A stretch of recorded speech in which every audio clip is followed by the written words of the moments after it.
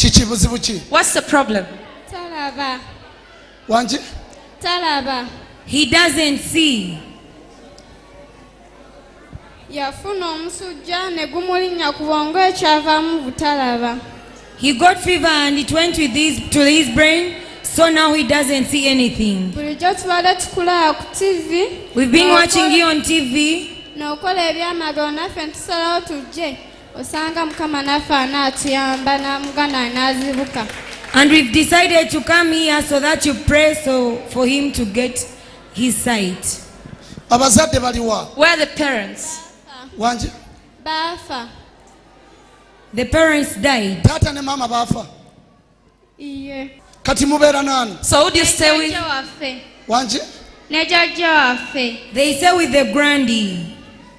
Mukoze mutya okujja wano? How have you reached this place? Twawabbye ssente za jjajja ntusobola okujja wano njagala muganda wange azibuka amaaso.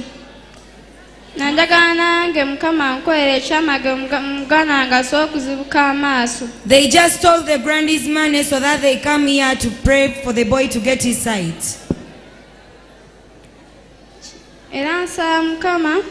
I request God. Yokwogera yogera tegeera. Does he talk? Ategeera naye talaba. He understands but he doesn't see. Omwana. Child. Oli otya? How are you? Jendi. Joli. Osaba ki Mukama? What do you ask the Lord? Nsaba Mukama nziremu okulaba. I pray to God so that I regain my sight. Kati olina ekintu kyonna ky'olaba? Is there anything you can see at all? Neda pastor. He cannot see anything. Olina ky'olabye? Do you see anything? Neda pastor. He cannot see anything. Neda pastor sina kindabe. I have not seen anything, Pastor. Omwana, owulira otya nga muganda wali bw'ati? How do you feel when your brother is in that situation? Wanji? Siwulira bulungi. I don't feel good at all when Kale he's like weegayirire this. Mukama njagala muganda wange awone. Say, Lord, I want my brother to Njagala heal. muganda wange awone. Yogera nnyo. Mukama njagala muganda wange awone. Yogera nnyo. Mukama njagala muganda wange awone. People have a problem. Abantu balina emitawaana. Bazadde baabwe bonna baafa. They are double orphans. Kyokka kaganda ke yasigaza nako kazibe And the k'amaaso. brother that she survived with is also Otunuulya obulumi abaana bwe balina. has become blind. They have pain. Gwe nodda mu kumanyiira And abantu. then you start familiarizing people anyhow. Ng'obabuzaabuza mu buteezi. Confusing people. Omwana agamba Mukama njagala nange Say, ndabe. Lord, I also want to see. Mukama njagala nange ndabe. Nange njagala ndabe. Nange njagala ndabe. Nzibuka amaaso. Nzibuka amaaso. Nange mbe ng'abaana abalala. Nange ndabe ng'abaana abalala. Naye nkooye Mukama. Naye nkooye Mukama. Okubanga siraba.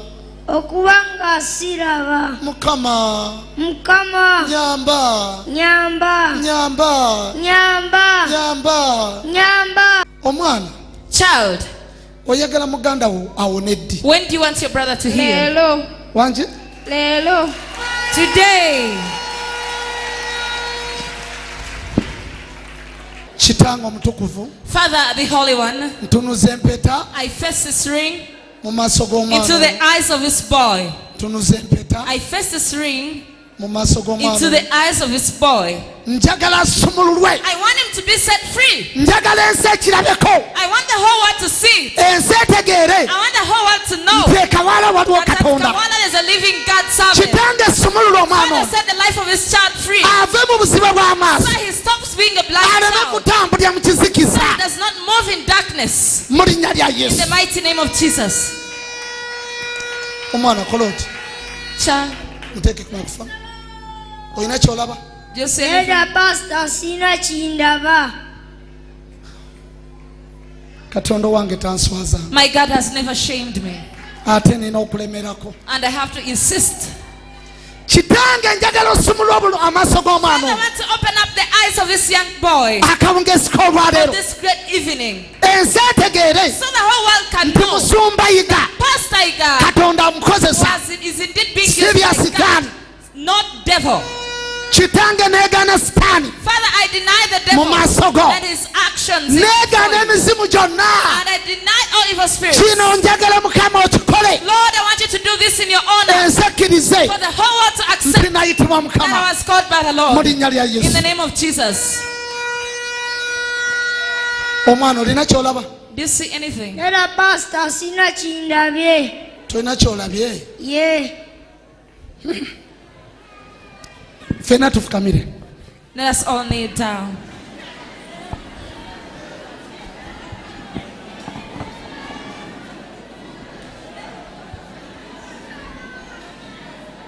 Mukama engalo nga zikankana. Ffenna tugolole emikono. Let us all stretch up our hands. Gamba nti ayi Yesu Say, dear Jesus, Katonda waffe our dear God, ow'ekawala our dear God that's Kawana. totuswazangako taata. You've never shamed us, dear Father. Kola ekyamagero kino Do this miracle, oh Lord. sumulula omwana ono Open the eyes of this boy okuyita mu mpeta eno through this ring, Lord. musumulule. Set him free. Ayi Katonda waffe Our dear God, mu linnya lya in Yesu, the name of mu Jesus. linnya lya In the Yesu, name of Jesus. mu linnya lya Yesu, Name of Jesus. mu linnya lya In the Yesu, mighty name of Jesus. mu linnya lya In the Yesu, mighty name of mu Jesus. linnya lya Yesu. In the name of Jesus.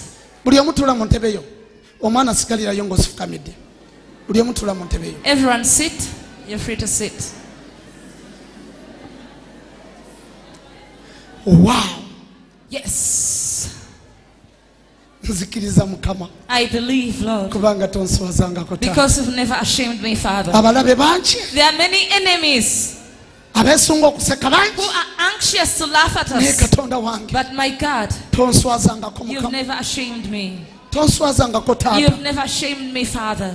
Beera naffe makkati wano. Be with us in this. Malayika ze zizibula amaaso Your angels that regain people's sight, kazike. let them come down. Kitange kola Father, walk mu linnya lya in Yesu. the name of Jesus. Muteeke ku makufu. Olaba ki? What do you see? Ndaba mukono.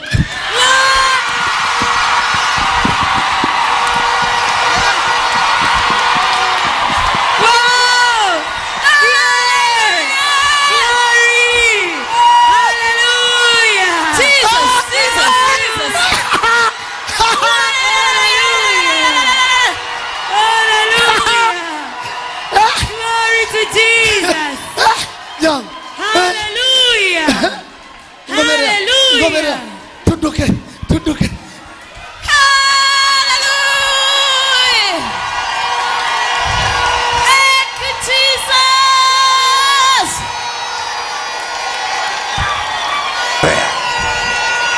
Wachitiibwa Mukama. Esizini wachitiibwa. Etondoledi unawona Yesu. Manyikeke unawona Yesu. Webuzaaki Mukama. What do you thank God for? kubanga awonyeza muganda wange Kati ogenda gamba otya jjajja. So what are you going to tell your granny? wabula simanyi lwe lusooso kirabako mu bulamu bwange Bagamba ofukamirangako mu maaso ga okyali mwana tomanyi byafukamira. Mubuuza ondaba. Mukyukira omubi. Ask your brother, do you see me? Ondaba. ondaba Yenkulaba. I see you now, sister. Glory to Jesus. Kino olaba ki? What is this? Ate bali abantu olaba ki wali? What do you see? Olaba olengera kyawo. Olengera butebe bwereere olaba ki? Bantu. Bantu. I see people.